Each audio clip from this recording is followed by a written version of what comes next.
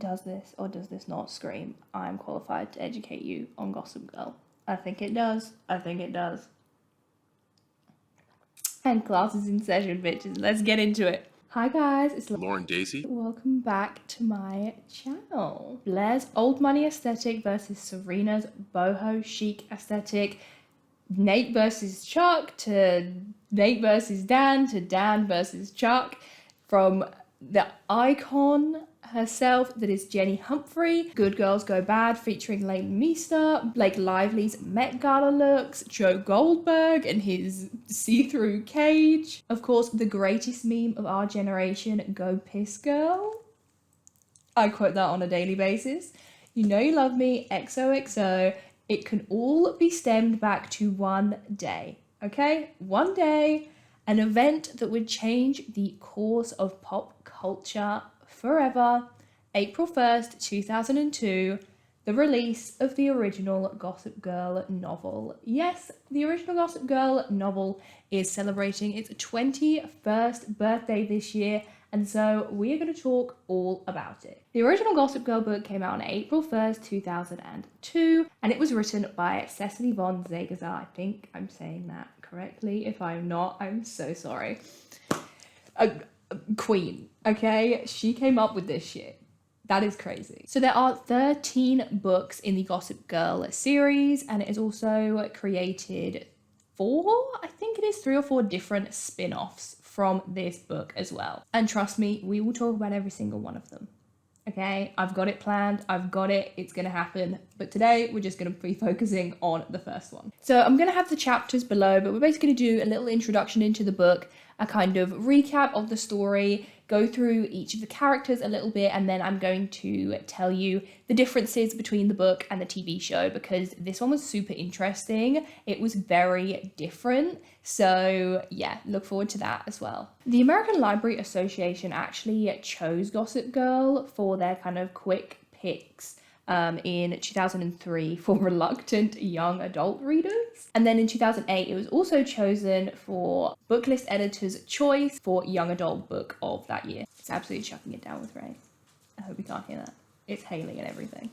So kind of despite obviously how we love Gossip Girl now, the TV series, and kind of how big it is, it's received a lot of controversy in its time. Parents thought that Gossip Girl, much like Bratz dolls, much like anything else, take your pick, was not appropriate for young adult readers. It's kind of been frequently at the center of controversy, the book specifically, due to having, mentioning homosexuality, drugs, offensive language, for being too sexual, and for being too old for its intended age group. And actually, despite the American Library Association putting it on their quick picks or whatever it was called, it was actually on their list for banned novels multiple times. So for the list of the 100 most banned and challenged novels, it made it onto the list 5 times, I think. In 2006, it was number 2. 2008, it was number 7. 2010, it was number 56. 2011, it was number 9. And 2019, it was number 56 again, despite the series having ended 10 years earlier than that. I would honestly love to interview Cecily about this book, because about the series in general, and just it would be so interesting to know when she wrote it if she realized the kind of impact that it would have and how popular it would be, leading to the TV show and everything like that. And also I just think it's so interesting as a concept in general, because she truly saw into the future, I believe anyway. When you read this book, I think Gossip Girl in general, like even the actual show, for the time that it came out, was pretty revolutionary in taking a peek into what the internet and social media would be in years to come. But specifically because the book itself came out in 2002, I think it's so interesting how she saw this, blog concept and what it could turn into. And I would just love to talk to her about that and what kind of inspired it, and how she almost like saw into the future how social media would work and does work today. Obviously, major spoilers for this book. Like, we're going to talk in depth about the characters and everything. So if you do want to read it, go and give it a read. It is really fun, especially if you're a big fan of the TV series, and then come back and watch this video. So the story begins when Serena van der Woodsen, icon, returns from boarding school from being away.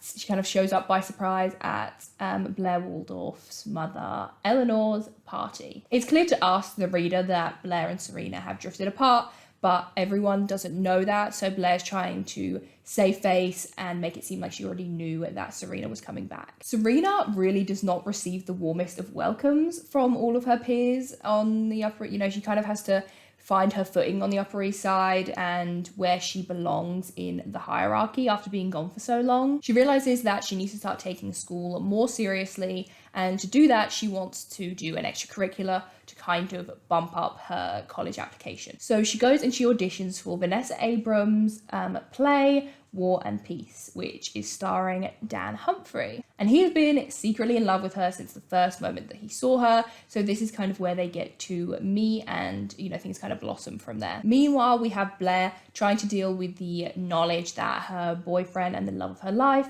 Nate, had slept with Serena prior to them getting together. And obviously prior to her leaving for boarding school. So in terms of characters, we have the names are the same, but the characters are definitely not the same. On some level, some of them are, but I was definitely surprised by how different the book is to the show. For this first book, kind of like almost exactly like the Pretty Little Liars first book, it only really spans the pilot. So the rest of the series and everything like that, we're not going to get into, but this is kind of for reference to the show, just the first episode. So we have Serena van der Woodsen. Obviously, she is blonde, blue-eyed. She's very bubbly and kind-hearted. She's beautiful. She's shamed by her peers, and she's kind of like a party girl at heart. That's kind of her vibe. And then we have Blair Waldorf, who is brunette. She struggles with her kind of insecurity and jealousy towards Serena. She also struggles with an eating disorder, and she is incredibly bitchy in this book. Nate Archibald, who is obviously Blair's boyfriend, he has wavy brown hair and green eyes, and he's very into weed and he's quite flirty. And then we have Chuck Bass, incredibly sleazy. I'm going to read you a direct quote from the book. In other circles, Chuck might have been banished as a slime ball of the highest order, but these families have been friends for generations. Then we have Daniel Humphrey. He has what's described as shaggy hair. He's also very thin. He's in love with Serena. He's quite sweet, and he's into poetry. Kind of like a sort of rock star look, like a kind of 90s. I believe everyone is 16 at the beginning of this book, maybe 17. It's not exact. I can't remember exactly. But I think they're 16. And then we have Jenny Humphrey, who is obviously Dan's sister, and she is 14 when the book starts. She has curly brunette hair, she's short, and she loves Serena. She absolutely idolizes her. Then we have Vanessa Abrams, one of Dan's friends. She has a shaved head in the book, and she's a film student. She is absolutely in love with Dan, and she is jealous of Serena because of that. And then I would say the last kind of prominent character in the book is Rufus Humphrey, the dad of Jenny and Dan. He has curly grey hair, he is a former book editor, and he is kind of cynical about the Upper East Side world. So now that you've had kind of a little introduction and rundown of the characters, we're going to look at the differences between the book and the show. Because for me, that was the most interesting part going in, was seeing how different it was, how the storylines differed, and how the characters differed. Firstly, Gossip Girl is actually anonymous. And I don't mean Gossip Girl, I mean the whole website in general. She only refers to people by initials. So we have S, N, B, C, etc. She says that she does this to keep her own anonymity. So at the top of her website it says, disclaimer, all the names of places, people, and events have been altered or abbreviated to protect the innocent, namely me. Smoking was a huge one. Everybody in this book smokes. Whereas you don't see anybody smoking in Gossip Girl, like in the TV show, I don't think. Yeah, I don't think you see anybody smoking in the actual TV show aside from when Nate and Chuck smoke weed in like the first season. But everybody smokes cigarettes in this book. Absolutely everybody. The only people that don't is Jenny and Nate, and that's just because Nate smokes weed. But Jenny's the only person that doesn't at all. I do have to say the slut shaming in this book is on another level, to the point where I was just like, this is, yeah, it's too much. In the show, I feel like Serena does experience rumors being spread about her, and, you know, the insinuation that she had been with a lot of guys and everything like that. But in the book, it is turned up to 100. They are so incredibly cruel about her. Every single person, Blair, Chuck, all the students. The only people that aren't really is Dan and Jenny. It genuinely feels like on every other page there is a cruel joke about her. And I get kind of where it's coming from, because as the reader, she appears incredibly sweet and genuine, because we get to see moments when she's by herself and what she's thinking and how she's actually feeling. And that's not how she comes off at all, the way that these people talk about her. So I assume obviously it is to garner sympathy for her. She is the main character, and to get us to like her and to root for her, which I already did without all of that. I think she's very easy to root for, and she is very likable. Yeah, so I do get like why it's in there, and I do think it is effective to show how cruel these people are and how judgmental they are.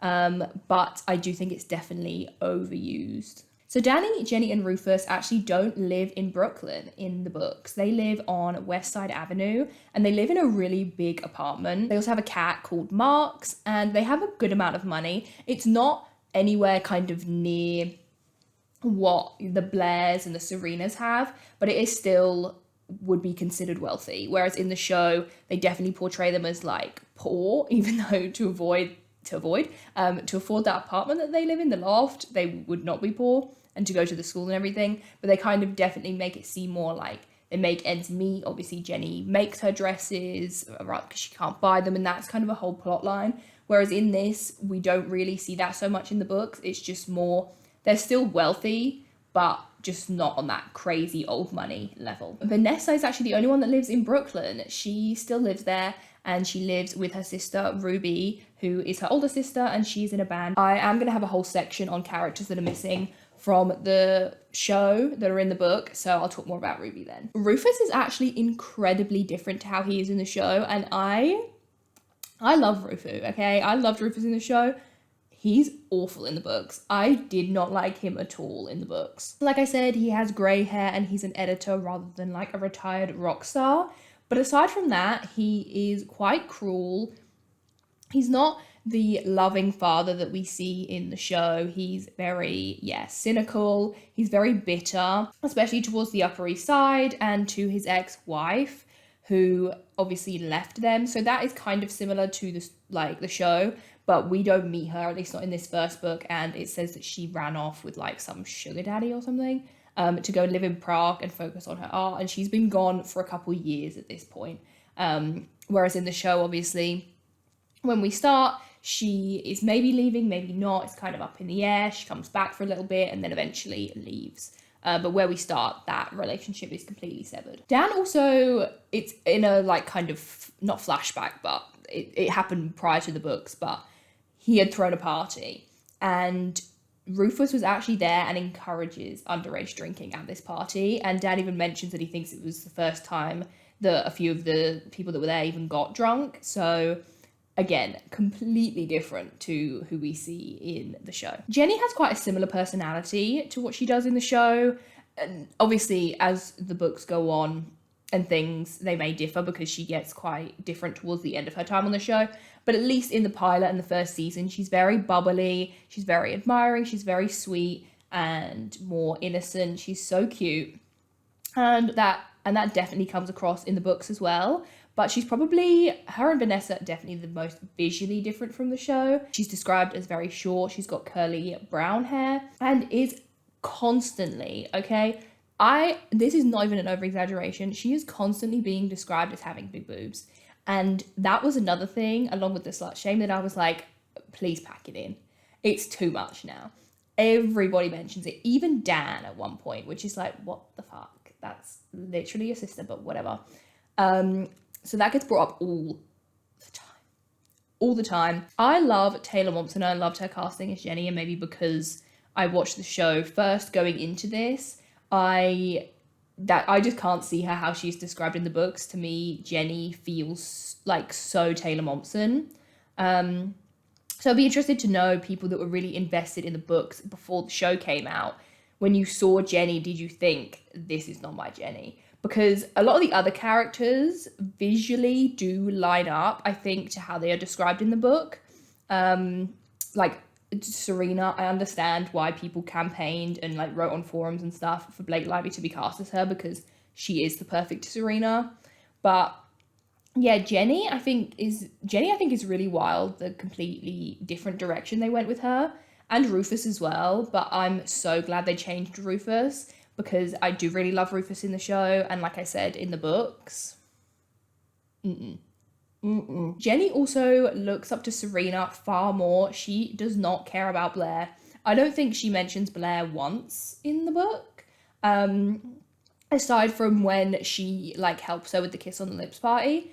She does not care. She's not one of Blair's minions. She's not trying to get approval from her. She, if anything, wants Serena's approval. So like I mentioned, Vanessa is visually very different. Like I said, she has a shaved head, and she actually attends Constance with the other girls in the book. Whereas, as we know her in the show, she shows up a little bit later, and she never ends up going to school until she gets into NYU.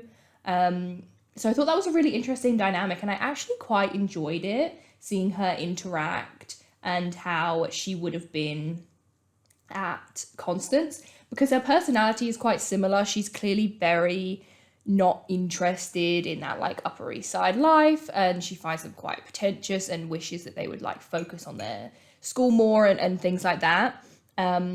So I think that would have actually been a really interesting dynamic to have seen in the show. Her favourite class is film class as well, and she is working on this play and things like that. So that hobby of filmmaking does carry over. She's also desperately in love with Dan, which feels quite different to the show, because she's obviously interested in him when she comes back, but then when she sees Serena, rather than being jealous of her like she is in the books, kind of respectfully bows out and then moves on and is just Dan's friend. Whereas in this first episode, it was also interesting as well, because she's in the book right from the get-go, whereas I think we meet her in the second, or maybe even a little bit later into season 1, and she's not included in the pilot. But she played quite a big role in the book. One person I was not expecting to see in this first book was Cyrus Rose.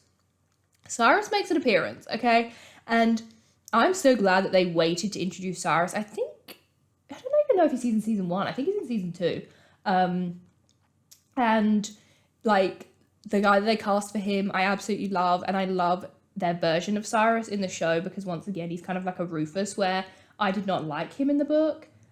He's quite sleazy. He's quite like, I don't know. It makes sense why Blair doesn't like him in the book, because he's not really stepdad material. He's nowhere near as lovely as the Cyrus that we got. He and Eleanor also have quite a big role in the book. Not huge, but they're definitely mentioned a lot more, and we see them a lot more than we tend to see them in the show. And Eleanor is described as having a blonde bob as well, so visually she's quite different. Cyrus does things like mentions to Nate about him and Blair, like Nate and Blair having sex, and just a couple of weird comments. He's not like predatory or anything like that, but he just kind of says like out pocket stuff, and it just seems, yeah, I don't know, just like a bit sleazy. Lily is barely a character in the first book, which I was really interested to see, because she's a huge part of the show. And even in that first episode, we see quite a lot of her, and we see her interact with Rufus. They do not interact in the book one time. They don't even see each other or speak to each other. And Lily, I don't even think she's called Lily in the book once. She is just referred to as Mrs. Vanderwoodson, and she's actually still with Mr. Vanderwoodson. Again, I don't think he gets a name. Obviously, in the show, we know that William isn't introduced until season 3, and he's a big villain, he's big bad.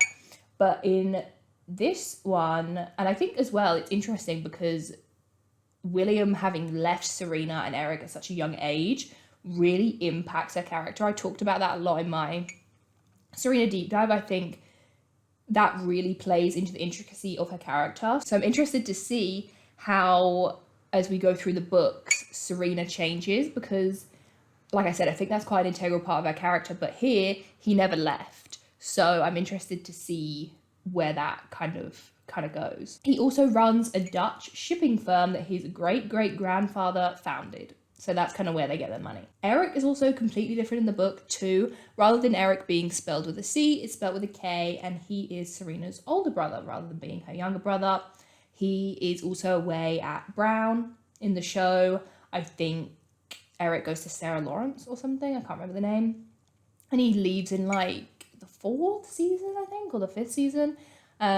Whereas in this, he's gone from the jump, but she does ring him sometimes and talk to him. And he's described as having like loads of, girlfriends and things. So he's not gay, at least not yet.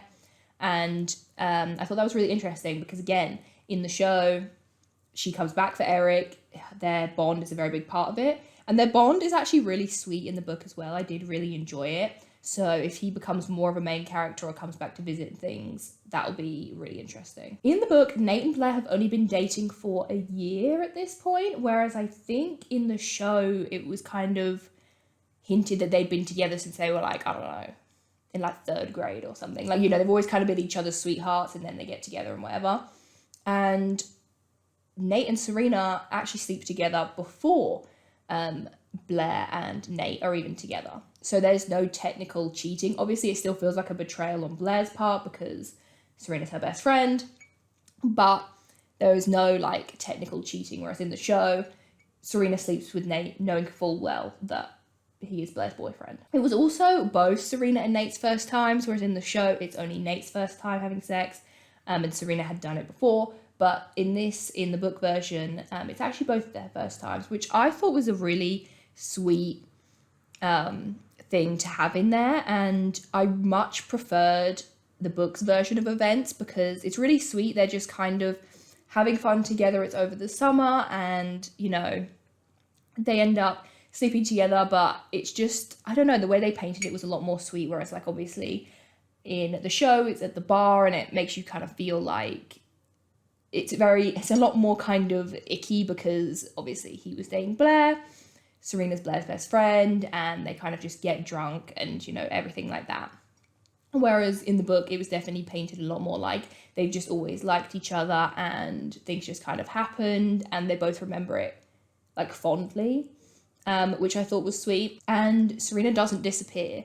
They are still talking, they're still a friend group and everything like that afterwards, whereas obviously we know in the show, after they sleep together, she leaves town. Speaking of Serena's year away, it's very different in the book to how it's described in the show. She does go to boarding school, but it's called the Hanover Academy, and she also travels to Europe in this year as well and kind of goes around Europe doing all kinds of different things, traveling, going to different countries, all that kind of stuff. She parties a lot and there isn't that kind of redemption arc that she comes back with in the pilot for the show, because in the show obviously she comes back to see Eric and she comes back trying to be a better person and trying to kind of make up for the bridges that she's burnt.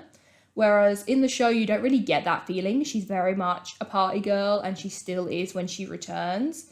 And she doesn't feel like she's truly done anyone like that dirty, whereas she kind of has in the show. She also gets kicked out of boarding school in the book and it's for not showing up to like the first semester. She just stayed traveling, she didn't show up for school and then ended up kicking her out, and that's why she comes back rather than coming back because of Eric trying to take his own life. Interestingly, Serena and Blair actually speak during Serena's time at boarding school. They send emails to each other and they just kind of drift apart more naturally and just stop speaking, rather than in the show where she just leaves, doesn't say goodbye and doesn't speak to anybody for a year. So like I mentioned about Dan, their family does have money and they live in this really big apartment. So I kind of see why they changed this for the show. If they were trying to have them be more of like the relatable family, I do see why they chose to change this. But in the show, Serena and Dan actually meet for the first time. Well, he sees her for the first time at a party at his house, at his flat, which in the show would not make sense for him to have like a huge Upper East Side party at the loft.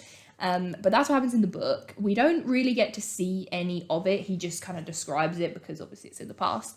But that was the party where Rufus was encouraging the underage drinking. And he says that that was when he fell in love with her, when he saw her there for the first time. But they don't actually talk to each other, whereas in the show they end up speaking, but Serena just doesn't remember it. And it was a party that he threw in April of 8th grade. So in the book, Serena and Dan meet properly for the first time when she goes to audition for Vanessa's school project, her War and Peace play. Dan is playing the other main character, and despite Serena being absolutely perfect for the role that Vanessa is looking for, when she sees how much Dan likes her and how much like kind of chemistry they have, she doesn't give her the role out of jealousy. Which again, we don't see until much later in the show. Obviously towards the end of Vanessa's time on the show, she does get quite insecure about Serena and Dan and Serena's bond, and that kind of spirals out of control. But in the early seasons, like I mentioned, when she first meets her, she's very happy to try and befriend Serena, is very happy to just let Dan be with her, doesn't really try to fight for him, and ends up actually going and getting together with Nate instead. I would say that Blair is probably the most similar to her TV counterpart. She still loves Audrey Hepburn, and she sewed the gold heart into Nate's like sweater sleeve. That's still in it, which I thought was really sweet. But the only difference is she's like incredibly mean. She's got the same elements of Blair and that kind of like fun, you know, catty bitchiness, but it's like really malicious and really spiteful. So I'd say she is similar, but it's like turned up to like 100. She also has a Russian blue cat called Kitty Minky, and she's incredibly involved in school, which Blair kind of is. They show some elements of that, but in the book they really hammer it home that like she does everything. Okay, I'm gonna read it to you. Blair is the chair of the social services board, and her social calendar is absolutely packed. Okay, this gal is booked and busy. She tutors, she runs the French club, she takes fashion design classes, she is on the planning committee for all social functions, she studies for the SATs, and she volunteers in a soup kitchen one night a week. Similarly to the show, they do attend the Kiss on the Lips party, just like they do in the pilot, but rather than it being a kind of, it seems just like a party that Blair is throwing, it's actually funded by the school or something, because it's for a charity. For Central Park Peregrine? Yeah? Falcons. Jenny actually still offers to write the invitations for them. She still has that little calligraphy thing going and offers to write the invitations for them, but it's purely just because she overheard Blair talking about how printing the invitations was going to be really expensive. Jenny offers her services in exchange for a ticket to be able to go. So obviously Jenny's kind of doing that anyway in the pilot, wants to go to this, but she also is a minion, wants, you know, to please Blair and make Blair happy. Whereas in the book, it's definitely more for her own gain. She doesn't, like I said, she doesn't care about Blair. She just wants an invite to the party, wants to be able to take Dan, so then Dan can meet Serena. Like, it's all very like that. And she does also end up writing Serena an invitation, like she does in the show as well. So the scene between Chuck and Serena, we all know which one I'm talking about, the awful scene between them in the kitchen, is very different in the book. I think it's in like his hotel room or something, but he does obviously try to hook up with her, but she says no, and he is described as being disappointed that she's leaving, while Serena like isn't fast. She's like, I don't care if he's disappointed, whatever, she's going home. So it was, it was a little bit weird because she's obviously very like tired and stuff. Like it was still wrong, but it definitely felt less aggressive than in the show. I think I preferred how it was in the books because in the show it's very aggressive, it's very intense, and it's quite a hard watch.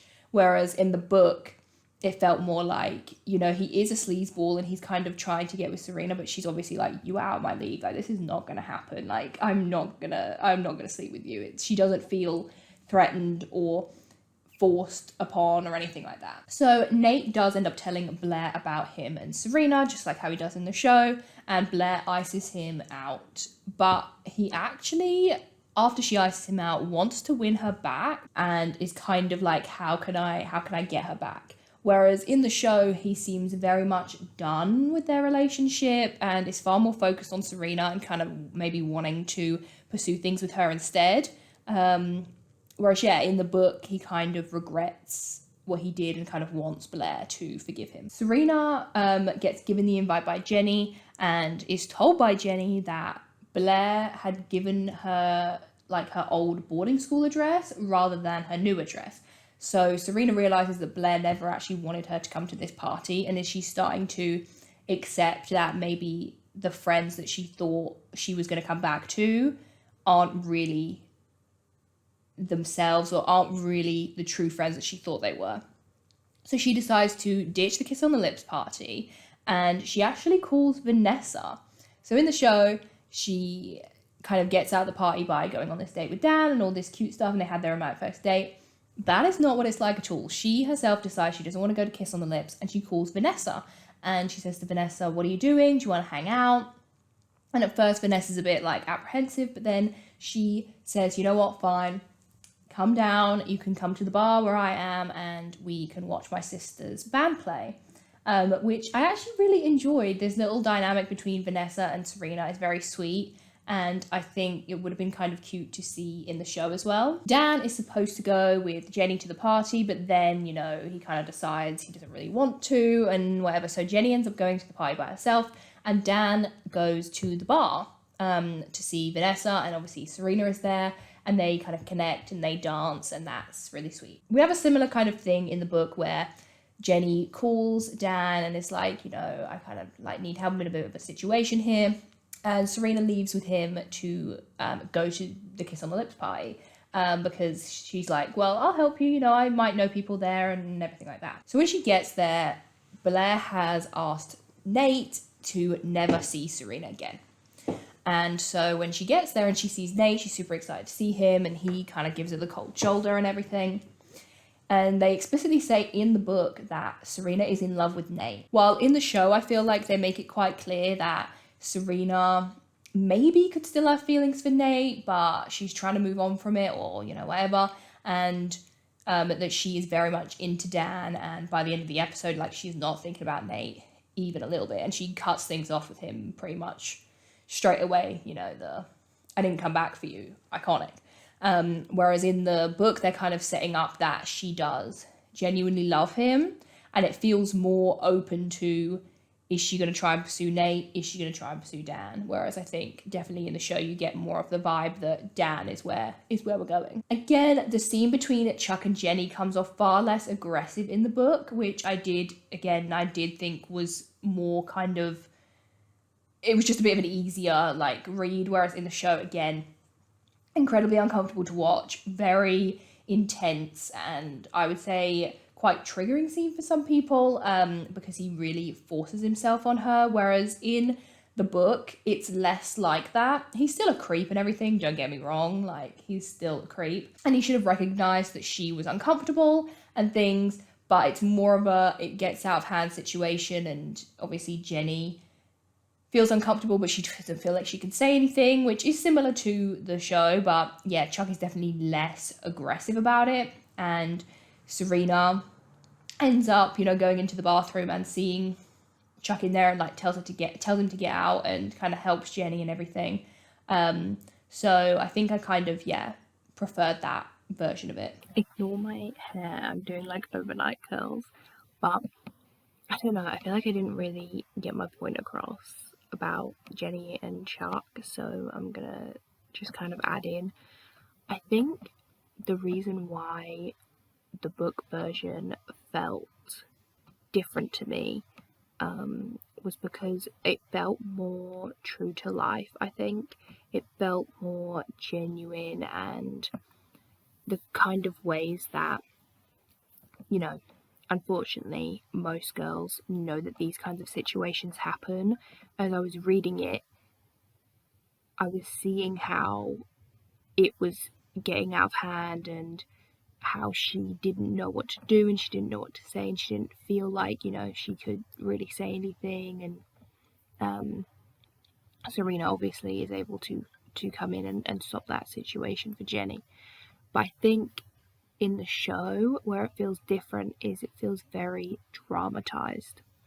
So in the book, it's not as intense and aggressive, because she's able to say exactly what's happening truly from what feels like a woman's perspective of how you genuinely feel in that kind of situation. I don't really know how to explain it. When you read the book, you just feel it and you know what Jenny's feeling, and it's described in more of that way, whereas I think in the show it's a lot more of a harsh and aggressive approach to a situation like that, and it's very dramatized obviously for TV. Or with, you know, there's lots of yelling and she's, you know, really panicked and she's saying no and trying to push him off of her, and I think that's definitely a very intense and very triggering scene for a lot of people. And Serena and Dan run up and Dan punches Chuck and it's a big altercation, and I think that it's used as a plot device to start a feud between Serena and Chuck, Dan and Chuck, and also kind of, you know, really show us who our protagonists are and who our antagonists are. Whereas, and I think because of that, it takes away from the fact that is Jenny's experience. I think in the show it's used more as, yeah, like I said, a plot device to show us that Serena and Dan are our protagonists, Chuck and Blair are our antagonists, and Jenny gets lost in that. It becomes about the other characters and not about her when she was the one that had this experience. And her feelings about it and everything like that gets overshadowed, and she doesn't bring it up again. We only hear about it again, I think, yeah, in like season 2 when Chuck apologizes for it, and again it's part of his redemption arc. It's nothing to do with Jenny, she doesn't bring it up. It's Chuck apologizing to further his character. And I mean, I talked in depth about the injustice towards Jenny Humphrey in my Jenny Humphrey Deserves Better video, so I won't keep going on now. But I think in the book it felt more like Jenny's experience, and I'm going to need to read obviously the next book and to see kind of how she responds to it and talks about it and who she talks to and everything like that. But at least from what I've read so far, it just felt more genuine. I don't know how to explain it. Genuine is not the right word, but it just felt more less of a kind of plot device to push other characters forward. There was no real like huge hero of it. You know, Serena just kind of happened to go into the bathroom and realize that Jenny and Chuck were in there and, you know, kind of helped Jenny out that situation. But Dan doesn't punch Chuck. There's nothing like that. And I think it was handled with a bit more kind of, I don't even know. I don't know how to explain it. I feel like I need someone else to go into my mind and like articulate my thoughts. But I hope you kind of understand what I'm saying. I think for such an intense subject and such a intense experience for Jenny to go through, it was just handled with a bit more care in the book, and it felt more speaking to that experience of a woman, and as a woman I felt that. Whereas in the show, I don't feel that. It definitely feels handled with less care, made to be more intense, to dramatize it and push forward other characters, if that makes sense. I hope that kind of, yeah, I hope that makes sense. And finally, the characters are actually divided up very differently to how they are in the show, which I thought was really interesting. So Chuck, Blair, Serena, and Nate are a friendship group before she obviously leaves. You know, but when we come back like into the present day, when the books like really starts, Blair doesn't really interact with Chuck at all, aside from kind of like, you know, events where families are gathering.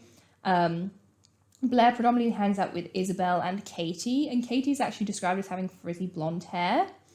So that's kind of similar to the books. You know, she's kind of similar to the show. She still has her like minions and stuff, but they are kind of, I don't know, they're less like minions. They're more just genuinely her friends, and they just kind of hang out and stuff. She doesn't order them around or anything like that. Chuck also has a completely separate group of friends, as does Nate has a completely separate group of friends.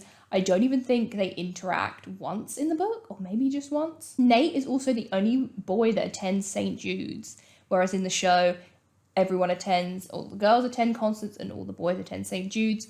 That is not the same. All the girls do still attend Constance, but Nate attends St. Jude's, and Chuck and Dan actually go to the same school, which is Riverside Preparatory School for Boys. Riverside Prep. We'll just go with that.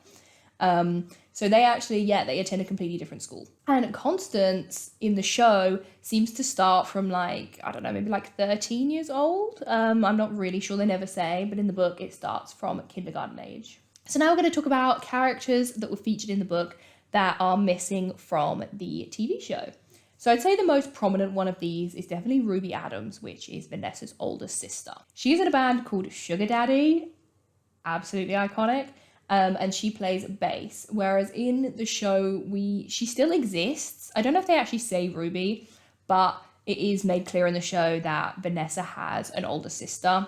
We just kind of hear about her and we don't actually end up seeing her. But in the book, she's described as having a black bob with short bangs. Obviously, she and Vanessa lived together, and she, had quite, not a huge role, but a pretty prominent role. And I assume that she will moving forward in other books as well. We also have Clark. I think he was described as being ginger, and he works at the bar where Sugar Daddy performs.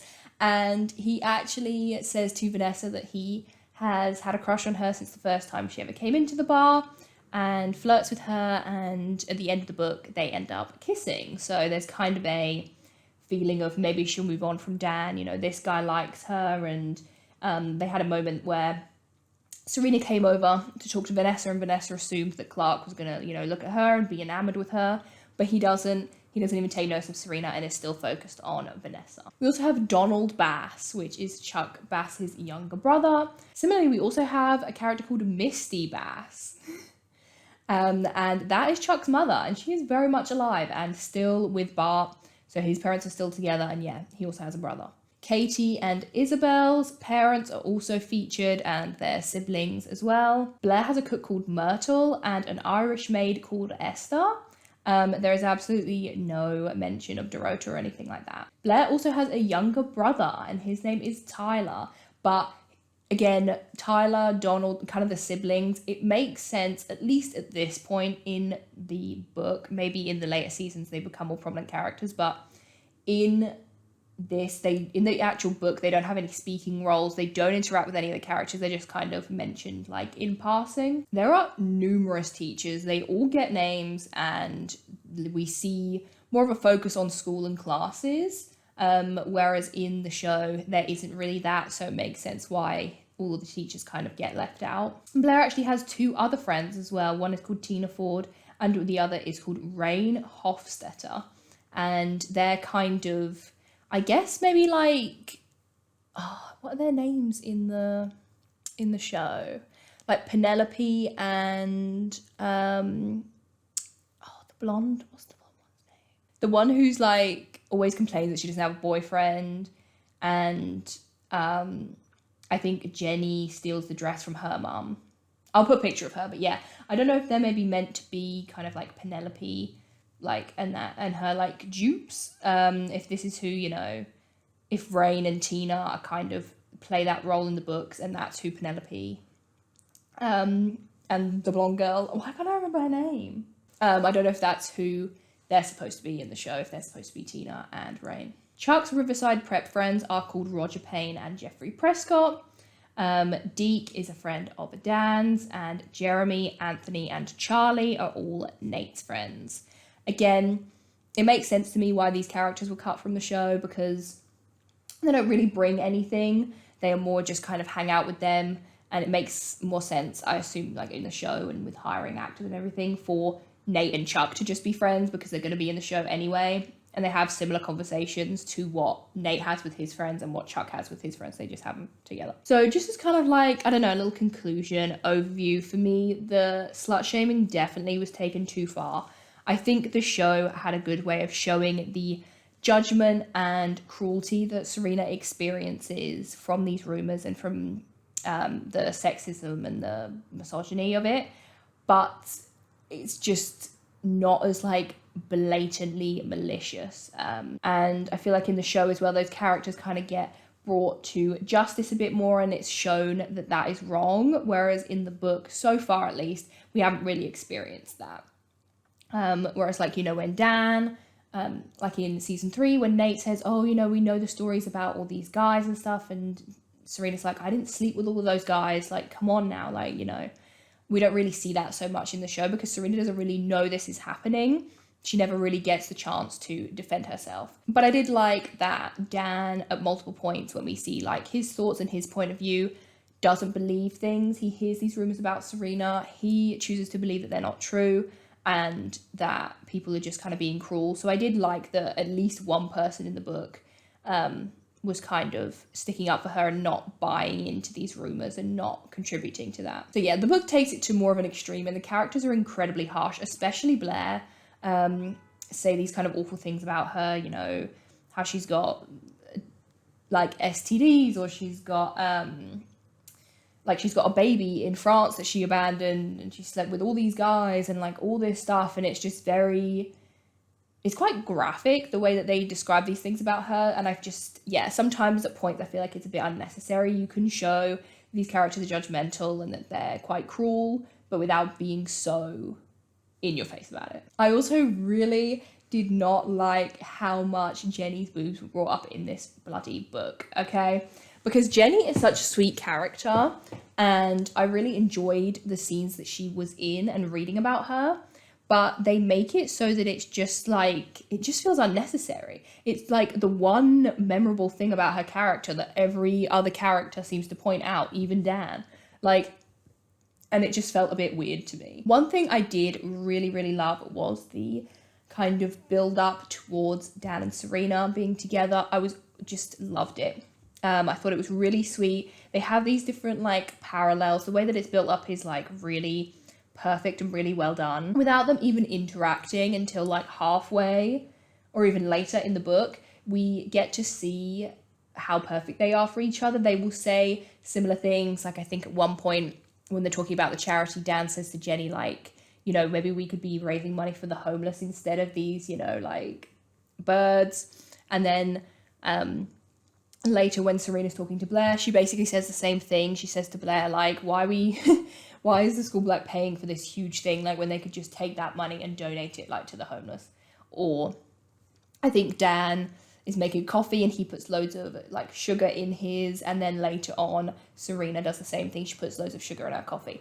So little things like that were really cute, little parallels between them and them saying similar things and having similar beliefs. Like I said, without even interacting yet, it really makes you think like, oh my gosh, when they meet, it's going to be perfect because he already loves her and he genuinely believes in her, and they're so similar, but they don't know it yet. And I thought that was really cute. I also love the little detail of throughout the book, because obviously Gossip Girl's tagline, she signs all of her posts with, you know you love me, XOXO. And throughout the book, they have multiple characters say this phrase. Nate says it, Serena does, Jenny does, just to kind of perpetuate that idea that any of them could be Gossip Girl. And I just really liked that they kind of included that. And the book really does keep you intrigued the whole time. I was really hooked on it. I read it in like across a couple days while I was like highlighting and making notes and stuff. And I really did like it. I definitely am going to read the rest, and like I'm excited to read the rest. It doesn't feel like oh, well, you know, I'll just keep it going. I'll keep reading them. Like, I am genuinely excited to read the next one and see where these stories go. I'd have to say that my favorite character, at least at the moment, is Serena. She's really intriguing, but also really likable and a kind of good center character. Her relationship with Dan was definitely my favorite storyline as well. And I liked, the build up, and I'm intrigued to see where that's going to go. I also really liked the dynamic between Serena and Jenny. That was really sweet. And also the dynamic between Serena and Vanessa really surprised me because I wasn't expecting them to interact. But I really like their little budding friendship they've got going. Overall, I think I'd probably give it maybe an 8 out of 10. I did really like it. I was invested the whole time. It's really well written. The characters are really well developed. And I would say the only thing that kind of brought it down for me was the sexism towards Serena and the objectification of Jenny. I also really love I'm just going to show you like how these are laid out. So it's really cute. So obviously it's just, you just read it like normal. But then this is how the Gossip Girl posts are displayed. And I think it's really cool.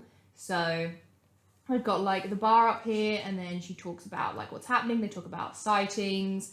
They do little like Q&As and things. And I just thought it was I thought it was really cool. And then obviously she like signs all of them and everything. So that is it. I'm going to leave you with the last page of the book. Will S and D fall in love? Will S grow tired of his corduroys? Will J swear off high society and fancy dresses and stick to friends her own age, even if they'll never be her bra size? Anyway. Will V bust out and start wearing all sorts of bright colours? Will she grow her hair? Will she and that bartender get it on? Will B stay with N? Will C stop harassing young girls and admit that he's a loser? Will S really make a movie? She's never even used a disposable Polaroid. Will people stop talking about all of the above? It's unlikely. I know I won't. It's all so good. Until next time, you know you love me, Gossip Girl. So yeah, that made me excited. I like as well, this is a side note, I didn't even mention this, but like it's very clear in the book that they don't like Chuck.